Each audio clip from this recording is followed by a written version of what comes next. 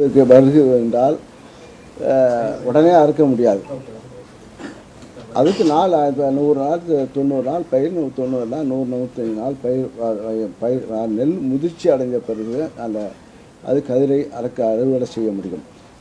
இப்போ நேற்று முந்தத்தில் பிஜேபி தலைவர் அவர்கள், அவர் காவல்துறையை சார்ந்தவர், விவசாயம் தெரியாது. அவர் ஒரு அறிக்கை விடுறார், இப்போ மழை வரம் தெரிஞ்ச அறுவடை செய்திருக்கலாமே என்று அவர் கூறுகிறார். மழை பெய்வது என்பது அது இயற்கை, அது எப்போ பெய்யும் எப்போ வரும் என்பது தெரியாது. திடீர் இப்போ முன்னெல்லாம் ஒரு சீசன் வடகிழக்கு பருவமழை ஆரம்பிக்கும்பாங்க, ஆரம்பித்து ஒரு 10 நாள் கழிச்சு அது மழை தீவிரமான மழை துவங்கும். இப்போ திடீர் மழை பெய்யுது, திடீர்னு வருது.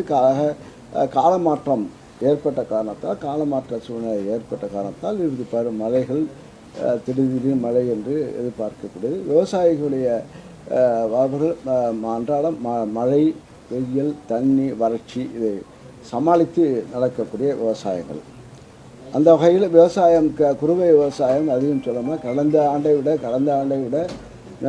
அதிகமான குறுவை இந்த அரசுடைய முன்னெடுப்பின் காரணமாக, அதேபோல் குறுவை தொகுப்பு எங்கள் முதலமைச்சர் அவர்கள் ஆண்டுதோறும் ஆட்சி பொறுப்பேற்றதிலிருந்து ஆண்டுதோறும் குறுவை தொகுப்பு அறிவித்து, அதன் மூலமாக இந்த ஆண்டு குறுவை தொகுப்பு கிட்டத்தட்ட 214 கோடி அளவுக்கு டெல்டா பகுதியும் நான் டெல்டா பகுதியும் கூடுதலாக அறிவித்தார்கள். அது ஒரு நடுவு மானியமாக மிஷின் நடுவுக்கு 4000 ரூபாயும், அதுக்கு இடுபொருள் இலவசமாகவும் கொடுக்கின்ற திட்டத்தால் நேரத்தில் தண்ணியை மேட்டூர் அணை ஆண்டுதோறும் திறக்கின்ற காலத்தாலும் அதிகமான விவசாயிகள், அதேபோல் நெல்லினுடைய விலை அதிகரித்து கிட்டத்தட்ட 2500 அளவுக்கு குவிண்டால் அளவுக்கு உயர்த்தி கொடுத்தனாலும் விவசாயிகள் மத்தியில் ஒரு வாழ்வாதாரம் ஏற்பட்ட காரணத்தால் இந்த 3 மடங்கு நெல்லை உற்பத்தி செய்திருக்கிறார்கள்.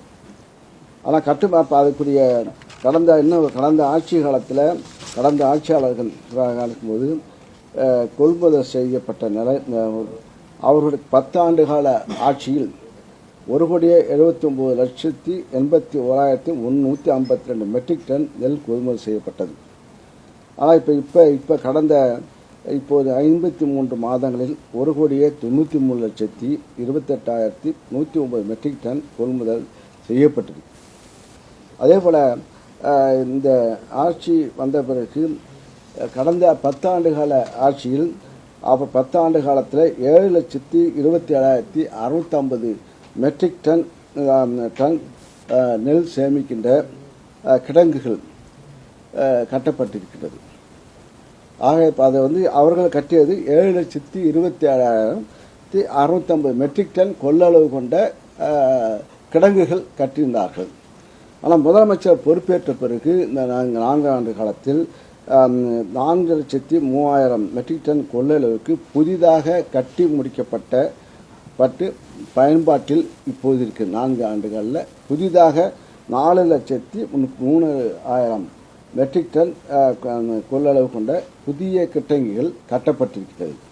இந்த ஆண்டு கூடுதலாக 3,30,000 மெட்ரிக் டன் நெல் கிடங்குகள் கட்டி முடிக்கப்படும் நிலையில் இருக்கின்றது.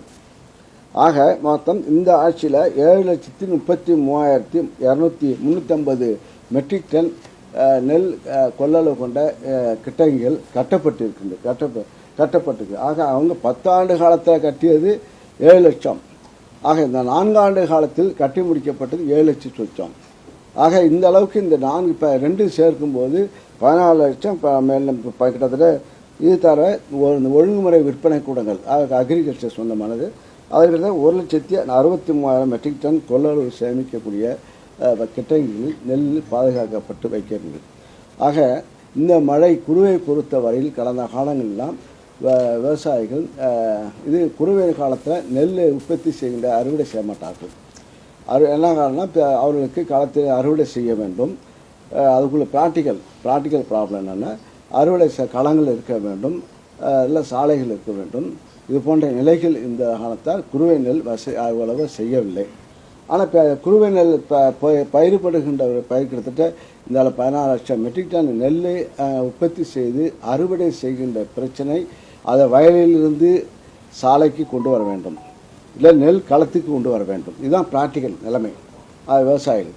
இதெல்லாம் இப்போது விவசாயிகளுக்கு இப்போ விவசாயிகள் ஒரு வார காலம் அதுக்கு அவர்கள் அந்தந்த பகுதிகளில் இருக்கின்ற களம், அதை போன்ற தார் சாலைகள், இது போன்ற இடத்தில் அவர்கள் டிராக்டர் அதை அறுவடை மிஷின்கள் இப்போது இயந்திர நடவு நோக்கி நாம் சென்றோம். இப்போ அறுவடையும் இப்போது முன்னெல்லாம் மனிதர்கள் அறுவடை செய்தார்கள். இப்போது மிஷின் அறுவடை ஹார்வெஸ்ட் மிஷின் வந்த காலம் மாறி கொண்டு இருக்கின்றோம். அதன் மூலமாக இப்போ குறுவை தொகுப்பு கூடுதலாக வழங்கும் போது அவங்க இது போன்ற நெல்லை இப்போ உடனடியாக அப்புறப்படுத்துவதற்கு நடவடிக்கை தீவிரமாக எடுக்கப்பட்டு, மழை நமக்கு இந்த அளவுக்கு மழை வந்த காரணத்தால் இப்போது ஒன்றிய அரசு இந்த நெல்லை அறுவடை செய்யும்போது ஒரு மூட்டைக்கு 1 கிலோவை அவர்கள் அந்த போர்ட்டிஃபைட் பண்ண அரிசியை கலக்க வேண்டும். அதை மக்கள் சாப்பிடுகின்ற அனைவரும் அந்த அந்த இரும்பு சத்தை கிடைக்கக்கூடிய அளவுக்கு சாப்பிட வேண்டும் என்ற அடிப்படையில் ஒன்றிய அரசு ஒரு திட்டமாக இப்போ இந்த அரிசியை அரைக்க வேண்டும். அந்த 1 மூட்டை அரைச்சாங்கன்னா 1 கிலோ சேர்க்க வேண்டும் என்று ஒரு நாம்ஸ் படி அது ஒன்றிய அரசு பர்மிஷன் இன்னும் கொடுக்கல சரியா.